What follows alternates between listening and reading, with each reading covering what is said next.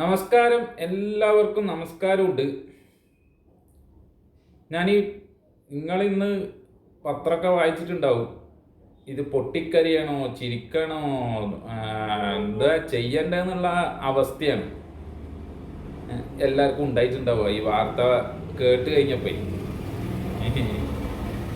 അറിയുന്നവന് ഭയങ്കര ചിരിയായിരിക്കും വന്നിട്ടുണ്ടാവുക, അല്ലാത്തവർക്ക് വലിയ പ്രശ്നമൊന്നുമില്ല. എന്താ വെച്ചാൽ അറിയില്ലല്ലോ ഇതിനെക്കുറിച്ചൊന്നും, അപ്പം പിന്നെ പ്രശ്നമൊന്നും ഉണ്ടാവാൻ സാധ്യതയില്ല. അത് എന്നാ സംഭവം എന്ന് വെച്ച് കഴിഞ്ഞാൽ, നമ്മുടെ പ്രധാനമന്ത്രി പ്രൈം മിനിസ്റ്റർ അദ്ദേഹം ഒരു ABP ചാനലിന് ഇദ്ദേഹം കൊടുക്കുന്ന അഭിമുഖം തെറ്റു സ്ക്രിപ്റ്റഡാണ്.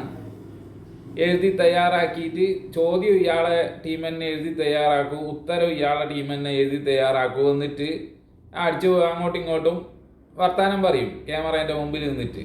അതിലെന്തെങ്കിലും പെശക്ക് പറ്റിയാൽ തന്നെ അന്നേരം തന്നെ ഇവരെ ടീം വന്നിട്ട് പറയും കട്ടാക്ക്, കാര്യങ്ങൾ ഇങ്ങനെയല്ല അങ്ങനെയാണ് ചെയ്യേണ്ടതെന്ന് പറഞ്ഞിട്ട് ആദ്യം റീഷൂട്ട് എടുക്കും. ഇങ്ങനെയൊക്കെയാണ് അവരെ ഇൻ്റർവ്യൂ തന്നെ പോകുന്നത്. അപ്പം തന്നെ കാര്യങ്ങൾ മനസ്സിലാക്കിക്കോളാം. എന്തെങ്കിലും ഒരു സംഭവത്തിനെ കുറിച്ചിട്ട് ഇയാൾ തെറ്റ് പറഞ്ഞാൽ അപ്പം എന്ത് സംഭവിക്കും, ആ വീഡിയോ കട്ടാക്കും. എന്നിട്ട് പറയും അച്ഛൻ ഇങ്ങനെയല്ല ഇങ്ങനെയാണ് ചെയ്യേണ്ടതെന്ന് പറയും. ഓക്കെ, അങ്ങനെയൊക്കെയാണ് അദ്ദേഹം ഇൻ്റർവ്യൂ തന്നെ കൊടുക്കുക. അല്ലാതെ സ്ക്രിപ്റ്റഡ് അല്ലാത്ത ലൈവ് ഇൻ്റർവ്യൂസ് ഇതുവരെ മോദീൻ്റെ ഉണ്ടായിട്ടില്ല, നമ്മളെ പ്രധാനമന്ത്രിൻ്റെ ഉണ്ടായിട്ടില്ല. ഓക്കെ, അങ്ങനെ ഇരിക്കുന്ന സമയത്താണ് ഇത്രയും പഠിച്ച് പ്രാക്ടീസ് എടുത്ത് റിഹേഴ്സൽ എടുത്ത് സ്ക്രിപ്റ്റഡ് ആക്കിയിട്ട് ചെയ്യുന്ന ഇൻ്റർവ്യൂവിലാണ് ഇങ്ങനത്തെ അബദ്ധങ്ങളും വരുന്നതെന്നുള്ള ആലോചിക്കുമ്പോഴാണ് ഇത് ചിരിക്കണോ അല്ല കരയണോ അല്ല എന്താ ചെയ്യേണ്ടതെന്നല്ലേ. ഇതെല്ലാനല്ലേ നമുക്ക് പറ്റൂ, ചിരിക്കാനും കരയാനും തുള്ളിച്ചാടാനല്ലേ പറ്റൂ. അല്ലാണ്ട് ഇദ്ദേഹത്തിനെ പോയിട്ട് ചോദ്യം ചെയ്യാനൊന്നും പറ്റൊന്നുമില്ലല്ലോ. ഇതിപ്പോൾ പ്രധാനമന്ത്രി ആയിപ്പോയില്ലേ, അല്ലേ തന്നെ അയാളൊന്നും ചെയ്യാൻ പറ്റില്ല. അങ്ങനത്തെ അവസ്ഥയിലാണ് ഇനി ചോദ്യം ചെയ്യാൻ പോകും. അതൊന്നും നടക്കുന്ന കേസൊന്നുമല്ല.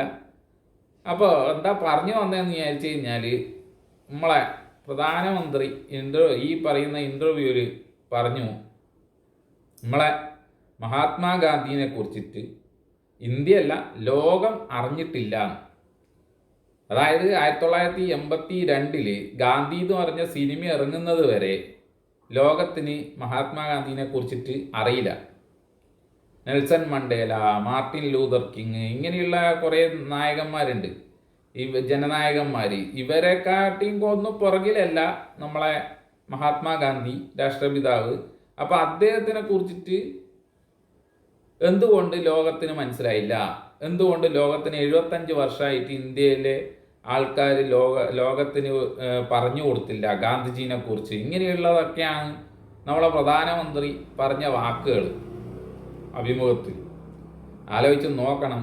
അപ്പം നിങ്ങൾ ചിന്തിക്കും എന്താ ഇതല്ലേ ശരിയല്ലേ, നമ്മളെ പ്രധാനമന്ത്രിയല്ലേ പറയുന്നു, അപ്പം പിന്നെ എല്ലാം ശരിയായിരിക്കും. അയാൾ എന്ത് പറഞ്ഞാലും ശരിയാന്ന് പറഞ്ഞത് ഉള്ളുന്ന ടീമുകളാണ് ഇവിടെ ഉള്ളത്. എന്തിനേറെ ഇപ്പം കേരളത്തിൽ പോലും കുറേ മന്ദന്മാർ ഇറങ്ങിയിട്ടുണ്ട്. ഞാൻ മുമ്പ് ചെയ്ത വീഡിയോയിലെല്ലാം എൻ്റെ താഴെ കമൻറ്റ് കണ്ടിന്. പിന്നെ എന്നെ പേഴ്സണലായിട്ട് വിളിച്ചു പറഞ്ഞവരുണ്ട്, മോദീൻ്റെ ഫാൻസാണ് നമ്മൾ, മോദീനെ കുറിച്ച് ഇനി വീഡിയോ ചെയ്താൽ കയ്യും കാലൊന്നും ഉണ്ടാവില്ല എന്ന് വരെ പറഞ്ഞിട്ടുണ്ട്. പക്ഷെ എനിക്ക് എന്ത് ചെയ്യുക, പൊട്ടത്തരം പറയുമ്പോൾ നമുക്ക് പറയാതിരിക്കാൻ പറ്റൂലല്ലോ. അപ്പം ആ മോദി പറയാന്ന് പറയാന്ന് നമ്മൾ അയാളെ കുറേ ലോകത്ത് കറങ്ങി പോലും, ലോകത്തിൽ പല ഭാഗങ്ങളിലും കറങ്ങിയതിൻ്റെ അനുഭവത്തിൻ്റെ വെളിച്ചത്തിലാണ് ഇയാൾ പറഞ്ഞ മഹാത്മാഗാന്ധിനെ ആർക്കും അറിയില്ല. 75 ശേഷം ഒരു 82 ഒരു സിനിമ ഇറങ്ങിയപ്പോഴാണ് മഹാത്മാഗാന്ധിനെ കുറിച്ച് അറിയുന്നത്. പിന്നെ വേറെ അറിവൊന്നുമില്ല. ആ സിനിമയിലുള്ള ആൾ ജീവിച്ചിരുന്നതിനോ അല്ല ഇങ്ങനെയാണോ ഒരു സിനിമ കഥയാണോ എന്നുള്ള കാര്യം വരെ അറിയില്ല എന്നുള്ളതാണ് അവരോ ഈ പ്രധാനമന്ത്രിയോട് ലോകത്തിൻ്റെ പല ഭാഗത്തുനിന്ന് പറഞ്ഞതെന്നാണ് പുള്ളി പറഞ്ഞത്. മനസ്സിലായില്ലേ? അപ്പോൾ ഇനി പറയാൻ പോകുന്നത് എന്താണെന്ന് ചോദിച്ചു കഴിഞ്ഞാൽ, ലോകത്തിൻ്റെ മുന്നിൽ മഹാത്മാഗാന്ധിനെ കുറിച്ച് അറിയോ അഥവാ അറിയില്ലേ, എന്താണ് അതിൻ്റെ സത്യാവസ്ഥ? അതാണ് ഞാൻ ഇന്ന് പറയാൻ പോകുന്നത്. അപ്പോൾ നമുക്ക് നേരെ വീഡിയോയിലേക്ക് പോകാം.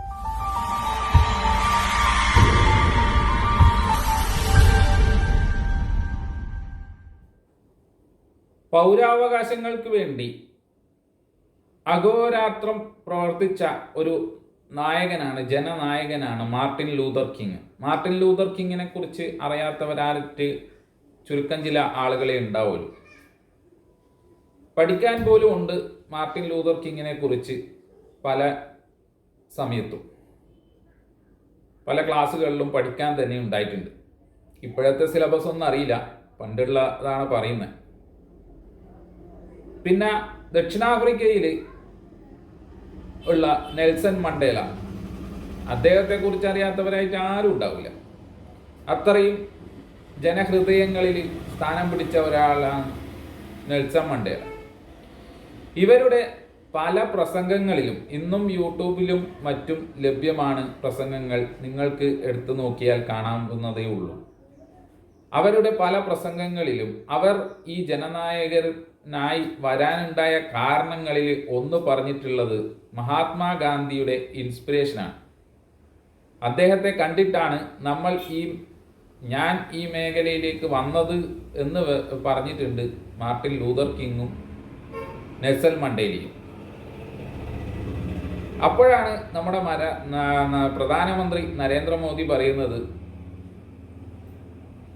ഇങ്ങനെ ഒരാളെ കുറിച്ചിട്ട് ലോകത്തിൽ ആർക്കും അറിയില്ല. അത്രയും ജനമനസ്സുകളിൽ സ്ഥാനം പിടിച്ച മാർട്ടിൻ ലൂതർ കിങ്ങും നെൽസൺ മണ്ടേലയും പറയുന്നത് മഹാത്മാഗാന്ധിയെ കണ്ടിട്ടാണ് ഞങ്ങൾ ഇങ്ങനെ ആയതെന്ന്. അപ്പം പിന്നെ ഇയാൾ പറയുന്നതിൽ എന്തെങ്കിലും സത്യാവസ്ഥയുണ്ടാ? ഒന്നത്. ഇനി അടുത്ത കാര്യങ്ങൾ പറയാം. ആൽബർട്ട് ഐൻസ്റ്റീൻ പേര് കേൾക്കുമ്പോൾ തന്നെ എല്ലാവർക്കും അറിയാം അദ്ദേഹം ആരാണെന്നും എന്താണെന്നും ഒക്കെ.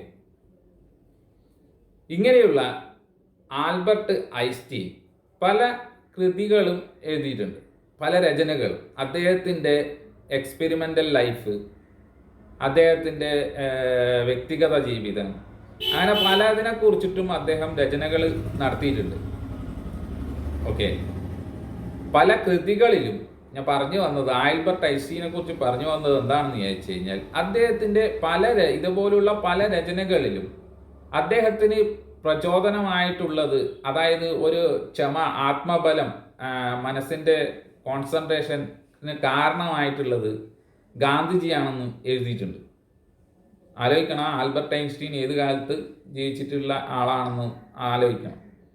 ആൽബർട്ട് ഐൻസ്റ്റീൻ അത്രയും, അതായത് ഗാന്ധിജിൻ്റെയൊക്കെ സമാനമായ കാലഘട്ടത്തിൽ ജീവിച്ചിരുന്ന അത്രയും പ്രധാനപ്പെട്ട പബ്ലിസിറ്റി ഉള്ള ഒരാളാണ്. അദ്ദേഹത്തിൻ്റെ പല പരീക്ഷണങ്ങൾക്കും പ്രചോദനമായിട്ടുള്ളത് ഇദ്ദേഹം ആയിരുന്നു എന്ന് അദ്ദേഹം എഴുതിയിട്ടുണ്ട്. 1939 അദ്ദേഹം എഴുതിയ പ്രധാനപ്പെട്ട ഒരു വാചകമുണ്ട് മഹാത്മാഗാന്ധിനെ കുറിച്ചിട്ട്. ഇങ്ങനെയുള്ളൊരു മനുഷ്യൻ ഈ ഭൂമിയിൽ ജീവിച്ചിരുന്നു എന്നത് 1000 വർഷങ്ങൾക്ക് ശേഷമുള്ള ആളുകളോട് പറഞ്ഞാൽ അവർക്ക് വിശ്വസിക്കാൻ പ്രയാസമായിരിക്കും എന്നാണ് അദ്ദേഹം എഴുതിയിട്ടുള്ളത്. അപ്പം അത്രയും ഡീറ്റെയിൽ ആയിട്ട് ഗാന്ധിജിനെ കുറിച്ചിട്ട് 1939 ഐൻസ്റ്റീൻ പറഞ്ഞിട്ടുണ്ട്.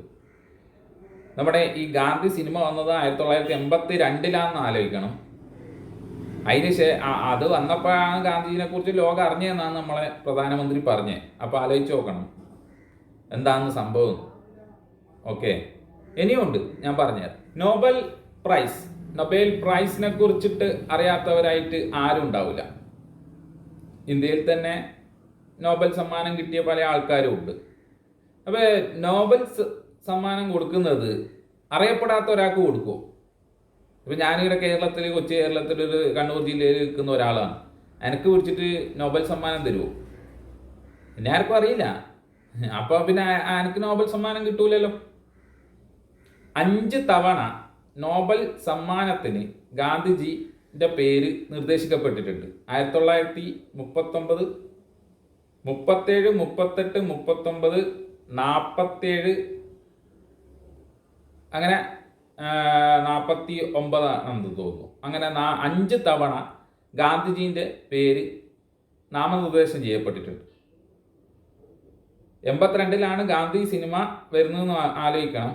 എത്രയോ കാലങ്ങൾക്ക് മുമ്പ് ഗാന്ധിജീൻ്റെ പേര് ആർക്കും അറിയാത്ത ഗാന്ധിജി ആണെങ്കിൽ നൊബേൽ സമ്മാനത്തിന് കിട്ടൂലല്ലോ, പേര് നിർദ്ദേശം ചെയ്യില്ലല്ലോ.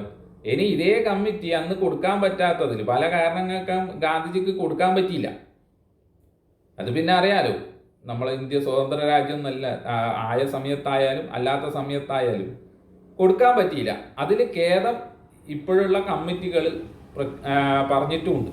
ആ സമയത്തുള്ള ഇപ്പം സ്വതന്ത്രമായതിന് ശേഷം പറഞ്ഞിട്ടുമുണ്ട് ഗാന്ധിജിക്ക് കൊടുക്കാൻ പറ്റാത്തതിൽ ഖേദമുണ്ട് എന്ന് പറഞ്ഞിട്ടുമുണ്ട്. അപ്പം പിന്നെ ആർക്കും അറിയില്ലെങ്കിൽ പിന്നെ ഗാന്ധിജീൻ്റെ പേരെങ്ങനെയാണ് നൊബേൽ സമ്മാനത്തിൽ വന്നത്? ഇതെല്ലാം കൊണ്ടാണ് ഞാൻ പറഞ്ഞത്. ഓക്കെ, അപ്പോൾ എന്തുകൊണ്ട് ഞാൻ പറഞ്ഞുതരാം. 1950 മുതൽ 69 വരെയുള്ള കാലഘട്ടങ്ങളിൽ ലോകത്തിൻ്റെ പല ഭാഗങ്ങളിൽ ഗാന്ധിജീൻ്റെ പ്രതിമ സ്ഥാപിച്ചിട്ടുണ്ട്. ലണ്ടനിൽ പ്രസിദ്ധമായ സ്ഥലത്ത് ഗാന്ധിജീൻ്റെ പ്രതിമ സ്ഥാപിച്ചിട്ടുണ്ട്. ബെൽജിയത്തിൽ സ്ഥാപിച്ചിട്ടുണ്ട്. കാലിഫോർണിയയിൽ സ്ഥാപിച്ചിട്ടുണ്ട്. ബ്രസീലിൽ സ്ഥാപിച്ചിട്ടുണ്ട്. ഇതൊന്നും ഞാൻ കളവ് അറിയുന്നതല്ല.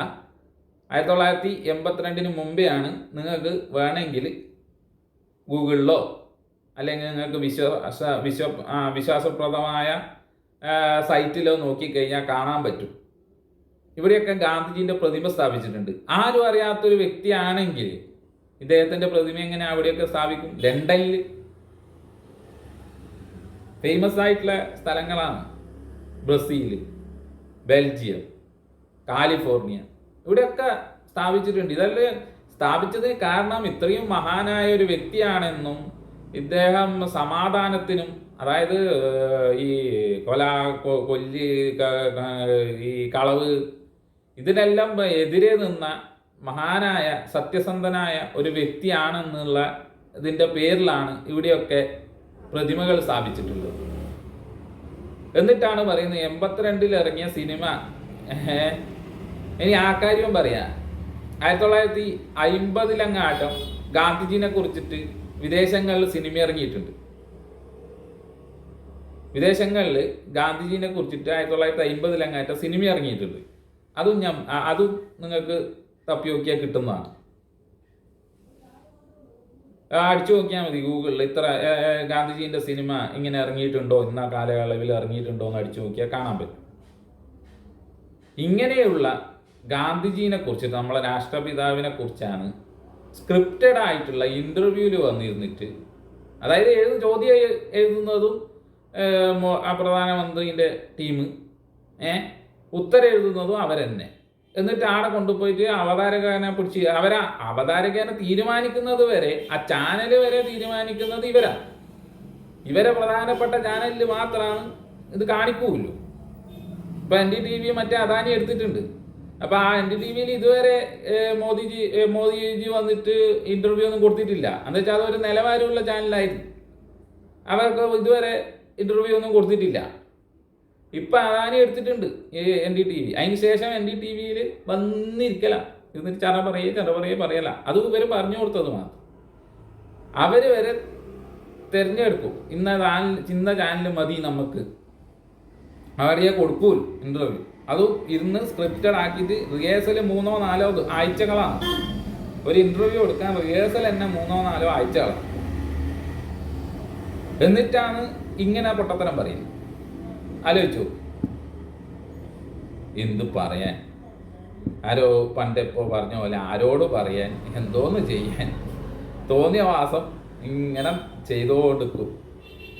എന്നിട്ട് ഇയാൾ ലോകപരിചയം, ലോകത്തിൽ പല സ്ഥലങ്ങളിലും കറങ്ങിയ എൻ്റെ അനുഭവ സമ്പത്തിൽ സംസാരിച്ചതാ പോലും. എന്ത് ഗാന്ധിജിനെ കുറിച്ചിട്ട് 82 സിനിമ ഇറങ്ങുന്നത് വരെ ആർക്കും അറിയില്ല. ഇന്ത്യക്കാർക്ക് മാത്രമേ അറിയുള്ളൂ ഗാന്ധിജി എന്ന് പറഞ്ഞൊരു സാധനം ഉണ്ടായിരുന്നു. അവസ്ഥ ഇതെല്ലാം കേട്ടിട്ട് നമ്മൾ ചിരിക്കണോ കരയണോ? എന്നാ ചെയ്യേണ്ടത്? ഒന്നും ചെയ്യാൻ പറ്റൂല. ഏകാധിപത്യം എന്ന് പറഞ്ഞ സംഭവം വരാനാ പോകുന്നത്. ഇയാൾ തന്നെ മണ്ടൻ പ്രധാനമന്ത്രി. പണ്ട് ഏതോ ഒരു ഇതിൽ പറഞ്ഞ പോലെ, ഞാൻ കഴിഞ്ഞ വീഡിയോയിൽ പറഞ്ഞിട്ടുണ്ടായിന്, രാജാവ് നഗ്നനാന്ന് വിളിച്ച് ഇനിയെങ്കിലും പറഞ്ഞിട്ടില്ലെങ്കിൽ എന്ത് സംഭവിക്കൂ? ഗോവിന്ദ. അപ്പോൾ മറ്റൊരു വീഡിയോയിൽ ഇപ്പം വീഡിയോ ചെയ്യണമെന്നൊന്നും ആലോചിച്ച് വന്നതൊന്നല്ല. ഇനിയിപ്പോൾ അതും പറയാം, ഞാൻ വലിയ അറിവുള്ള ആളായതുകൊണ്ടോ അല്ല ചില കമൻറ്റ് കാണാം വലിയ അറിവുണ്ട് നിങ്ങൾക്ക് ചിന്തിച്ചിട്ട് ഇങ്ങനെ വീഡിയോ എടുത്തിട്ട് പറഞ്ഞാലോ ഒന്നും ഇതാവൂല, അതെല്ലാം ചിന്തിച്ച് നോക്കണം എന്നെല്ലാം പറഞ്ഞ് കുറേ എണ്ണം പറയുന്നത് കേൾക്കാം.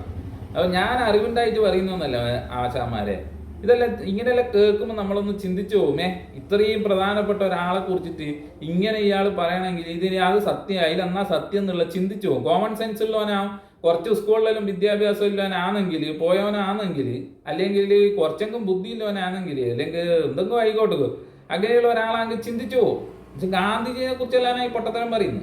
അപ്പം ചിന്തിച്ചു പോകും, അല്ല ഇതെല്ലാം എന്തെങ്കിലും ഒന്ന് സത്യാവസ്ഥ ഉണ്ടാ ആലോചിച്ച് നോക്കണം, ചിന്തിച്ച് നോക്കാം, സെർച്ച് ചെയ്ത് നോക്കാന്ന് പറഞ്ഞിട്ട് ചോദിക്കും. ഭാര്യമില്ല അറിവുണ്ടാവണമെന്നൊന്നുമില്ല. അപ്പം അങ്ങനെയാണ് ഇതേപോലെയുള്ള സാധനങ്ങൾ കാണുന്നതും. പിന്നെ ഇതേപോലെയുള്ള പ്ലാറ്റ്ഫോം ഞാൻ ഉപയോഗിക്കുന്നത് എന്താണെന്ന് വെച്ച് കഴിഞ്ഞാൽ നമ്മളൊരു മനസ്സമാധാനം ഇത് പറഞ്ഞെങ്കിൽ, അല്ലാണ്ട് നമുക്ക് പോയിട്ട് നേരിട്ട് പോയി പറയാനുള്ള ഇത് എന്തുണ്ടെങ്കിൽ ധൈര്യം ഉണ്ടായിട്ടും കാര്യമൊന്നുമില്ല, അങ്ങോട്ട് ഒത്തിപ്പെടാൻ പറ്റണ്ടേ. അപ്പം നമ്മൾ ഇതിലൂടെ ഇങ്ങനെ പറഞ്ഞിട്ട് പ്രതികരിക്കുന്നു. ഒരു കോമൺ മാനാണ് ഒരു പൗരൻ, ഇന്ത്യൻ പൗരൻ എന്നുള്ള നിലയിൽ ഒരു പ്രതികരിക്കാനുള്ള എന്തെങ്കിലും ഒരു സാഹചര്യം വേണ്ടേ. വേറൊരു ചാനലും പോയിട്ട് പറഞ്ഞാൽ അവർ സ്വീകരിക്കുമോ? ഞാൻ അവർക്കും അറിയുമോ? ഇപ്പം നമ്മൾ ഇവരുടെ ഒരു ചാനൽ ഉണ്ടാക്കിയിട്ട് പ്രതികരിക്കുന്നു, അത്രയേ ഉള്ളൂ. സമൂഹത്തിൽ തെറ്റ് കണ്ടാൽ പ്രതികരിക്കണം മച്ചാന്മാരെ. പിന്നെ അടക്കി മനസ്സിൽ വെച്ചിട്ടൊന്നും കാര്യമൊന്നുമില്ല. ഏനെക്കുറിച്ച് കണ്ടാലും നമ്മൾ പ്രതികരിക്കും, അല്ലാണ്ട് നമുക്ക് വലിയ അറിവുണ്ടായിട്ടൊന്നുമില്ല. അതിനെക്കുറിച്ച് പഠിക്കും, അറിവില്ല അതിനെക്കുറിച്ച് പഠിക്കണം, പഠിച്ചിട്ട് പറയാം. അല്ലാണ്ട് ഇതെല്ലാം കൂടെ കരച്ച് കലക്കി കുടിച്ച് എൻ്റെ തല ഐൻസ്റ്റീനെ പോലെ വലിയ സംഭവം ഒന്നല്ല. ഞാൻ അതും എടുത്തിട്ട് കമൻറ്റിൽ വന്നിട്ട് ഉണത്തണ്ട. എന്നാൽ നീയെല്ലാം അറിയുന്ന ഒരുത്തനാണല്ലോ ഇതല്ലോ, നിനക്കെല്ലാം ഭയങ്കര അറിവുണ്ടല്ലോ, എന്നിട്ട് നീയെല്ലാം എന്താ ഇങ്ങനെ പൊട്ടനായിപ്പോയത്? മോദി മോദി മോദി മോദി മോദി എന്നാക്കി നടക്കുന്നു. എന്തെങ്കിലും വേണം, എൻ്റെ ഉള്ളിൽ എന്തെങ്കിലും വേണം. ഓക്കെ, അപ്പോൾ ഞാൻ പറഞ്ഞ് ഭ്രാന്താക്കുന്നില്ല. മറ്റൊരു വീഡിയോയിൽ വീണ്ടും കാണാം. നന്ദി, നമസ്കാരം.